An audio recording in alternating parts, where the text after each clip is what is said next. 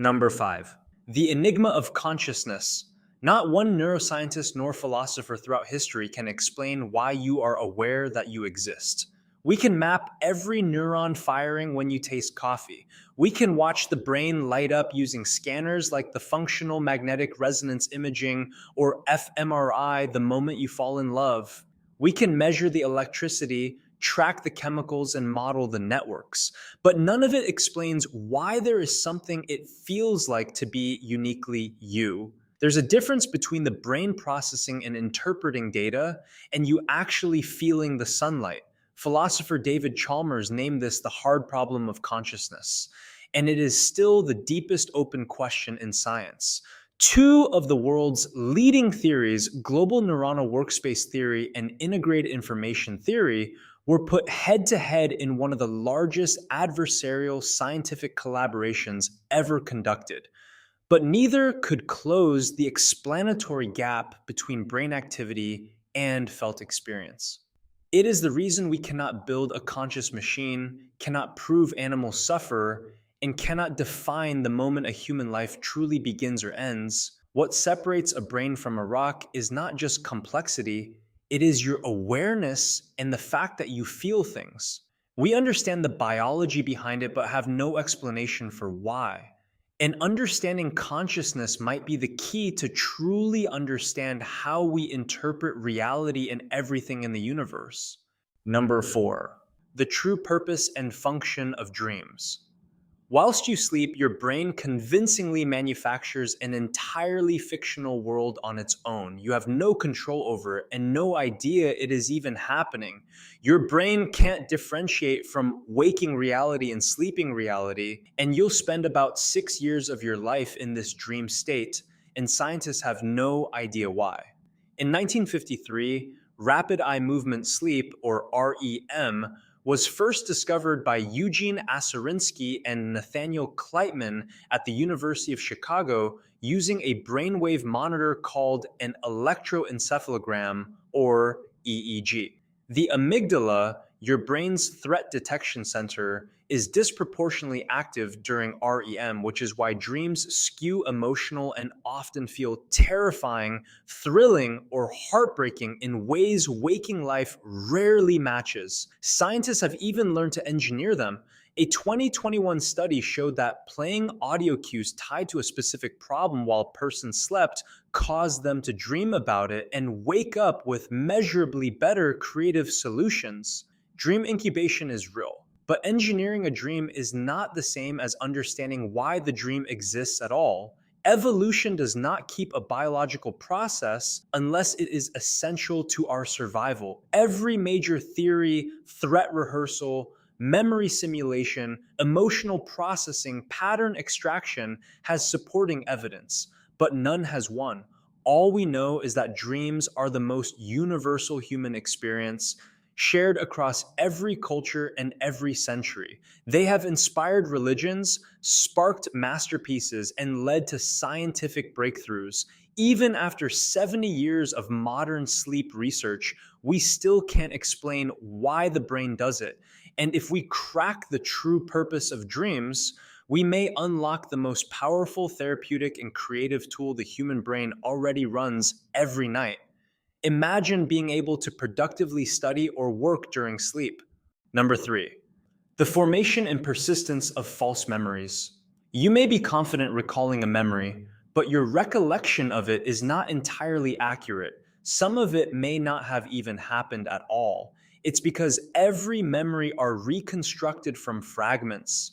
It is a rebuilding process assembled fresh each time you remember, drawn from neural traces across the hippocampus, your brain's memory filing system, and the prefrontal cortex, which organizes and contextualizes that information. In 1974, cognitive psychologist Elizabeth Loftus demonstrated that simply changing the wording of a question after an event was enough to alter what people remembered. Participants who were asked how fast cars were going when they smashed into each other recalled higher speeds than those asked when the cars hit. The words literally changed the memory. In a 1999 study, around 25% of participants fully believed they had been lost as a child in a shopping mall after just a few guided conversations. They included vivid details of the event, and their memory of it felt very real, but none of it happened. Researchers propose that memory distortion is not malfunction, but adaptation. The brain is actively editing the past to improve future predictions. So your brain rewrites history to serve you better, but we can't distinguish between what is actually true or not. So seeing is actually not believing because your memories can easily be distorted, recreated, and imagined. Number two, the binding problem.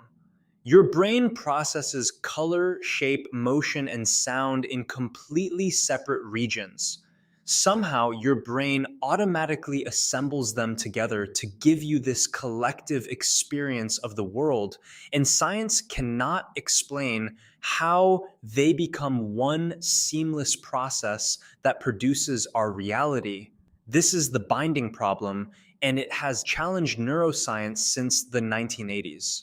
When you watch a red ball roll across a table, your visual cortex processes color, motion, and shape in three separate specialized areas, while your auditory cortex handles the sound in a different location entirely. These signals travel in parallel at different speeds across physically distinct regions, yet you experience one unified event. The leading proposed solution is gamma wave synchrony, the idea that brain regions bind features by firing in coordinated rhythms at around 40 cycles per second. A 2024 review in Frontiers in Computational Neuroscience confirmed gamma oscillations consistently accompany unified perception, but could not establish they cause it. Correlation is not causation. Physicist Roger Penrose and neuroscientist Christoph Koch have separately proposed that electromagnetic fields or quantum processes below the neuronal level may be the true binding force, but both remain unverified. This seamless reality we are all experiencing is assembled and built from fragments. It's actually quite magical how the brain is able to synchronize these individual processes cohesively, giving us this one holistic experience of life. Number one, near-death experiences. Almost everyone who has nearly died describes similar experiences: a tunnel, a light, a feeling of peace that permanently changes their perspective about being alive. For most of medical history, science dismissed all of it as a hallucination from an oxygen-starved brain. But then a 2023 study in the Proceedings of the National Academy of Sciences by University of Michigan researchers recorded dramatic surges of gamma wave activity, the brain's highest frequency and most organized electrical signal, spiking in the posterior cortex of dying patients after the heart had already flatlined and blood flow had stopped. The brain did not go dark. It surged with activity. The same pattern was previously recorded in dying rats by the same team in 2013. This suggested this is not random noise, but a conserved biological event hardwired into dying itself. The awareness during resuscitation study led by Dr. Sam Parnia at NYU Langone documented cardiac arrest patients accurately recalling specific verifiable events in the room while showing zero measurable brain activity, accounts that no current neuroscience can explain. Nobody understands the evolutionary purpose of a transformative experience at the precise moment of death. It's such an unusual moment considering the circumstances, and we'll likely never fully understanding it scientifically, but if we do, we'll probably get the answer to what comes after death. Thanks for watching. Like and subscribe to see more.